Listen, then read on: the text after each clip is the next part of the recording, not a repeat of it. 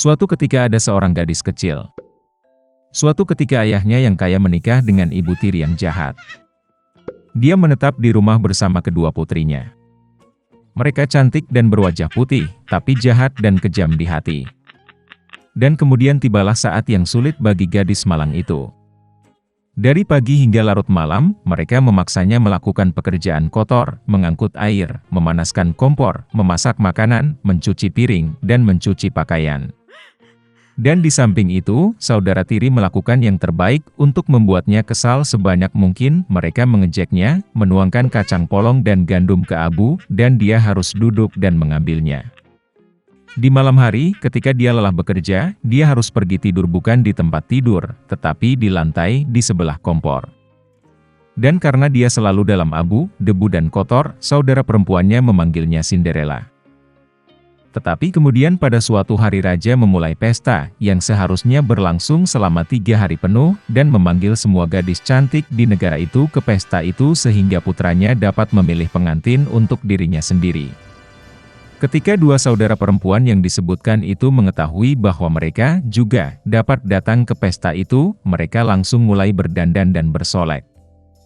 Cinderella juga ingin pergi menari, tetapi ibu tirinya tidak mengizinkannya pergi, karena dia tidak punya baju atau sepatu, dan dia kotor.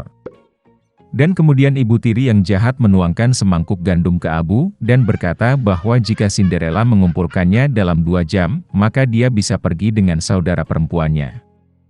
Cinderella pergi ke taman dan menangis. Dan kemudian 2 burung merpati putih terbang masuk, diikuti oleh kawanan burung yang berbeda. Mereka menukik di atas abu dan mulai mematuk, jadi mereka memilih semua biji-bijian dalam mangkuk. Dalam waktu kurang dari 1 jam, mereka menyelesaikan pekerjaan mereka, dan semua orang terbang kembali.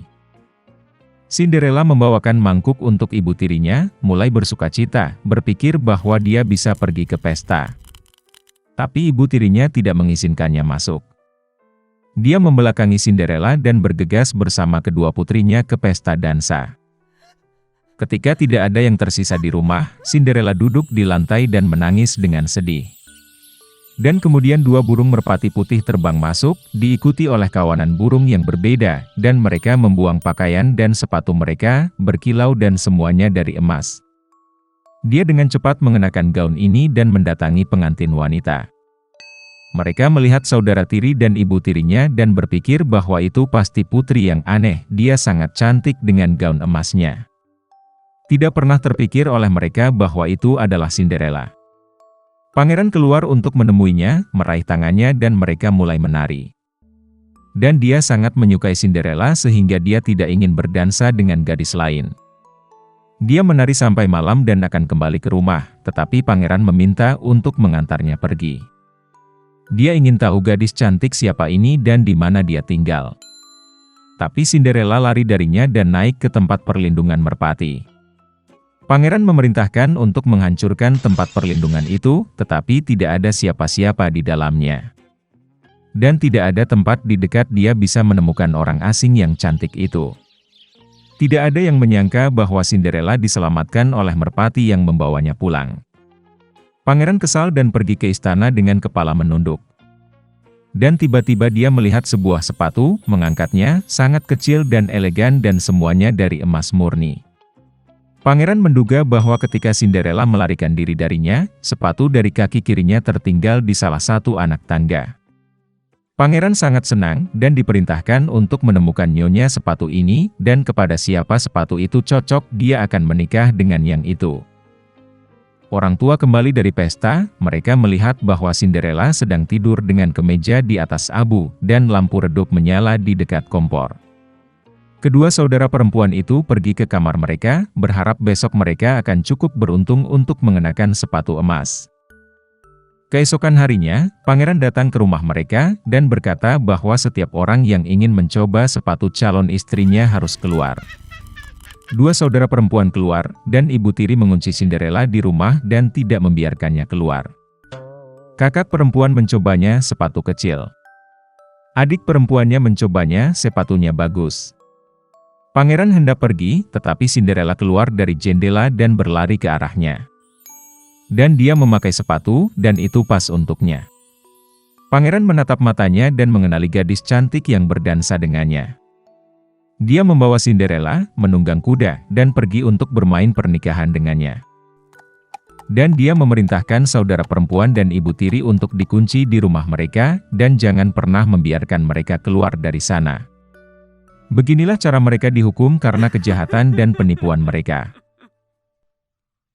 Lemuel Gulliver lahir dalam keluarga seorang pemilik tanah Inggris yang miskin.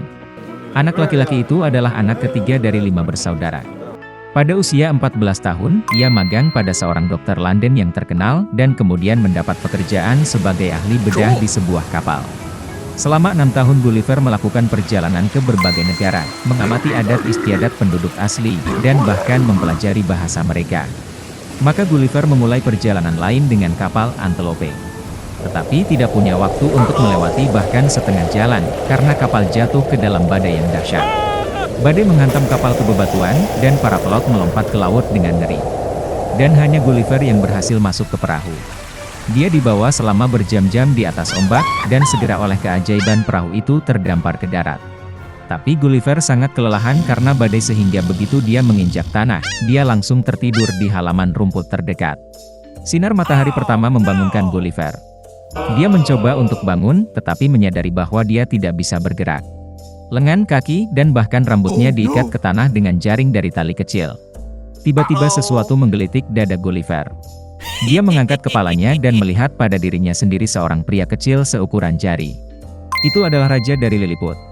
Dia memberi perintah, dan kemudian ribuan anak panah kecil, seperti jarum, mulai menusuk tubuh Gulliver. Tahanan itu segera menyadari bahwa lebih baik tunduk. Dia menunjukkan tanda-tanda bahwa dia lapar dan haus. Kemudian, atas perintah raja, makanan dibawa kepadanya. Lebih dari 100 penduduk asli menaiki tangga ke mulut Gulliver, menuangkan sekeranjang buah, roti dan daging padanya. Ketika Gulliver memakan semuanya, dia dibawa ke ibu kota dengan platform yang dibuat khusus. Tahanan ditempatkan di sebuah kuil besar, dirantai di kaki kirinya dengan banyak rantai miniatur.